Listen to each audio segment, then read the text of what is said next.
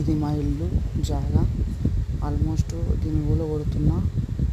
దీనికి అయితే విషయం ఏంటంటే, ఇప్పుడు ఇల్లు కూలగొట్టినాక వేరేలు కడతానుకుంటా మాట్లాడుతుర్రు.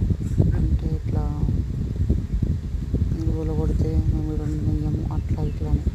ఉండబట్టి దగ్గర దగ్గర 15 సంవత్సరాలు. మా నాన్న ఇంట్లో చనిపోయిండు, మా అమ్మ కూడా ఇంట్లో చనిపోయింది.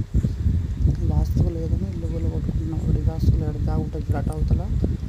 ఇల్లు పెడుతుంది, అది మా బోరు. ఇక్కడ వచ్చేసి ఇది మా ఇల్లు.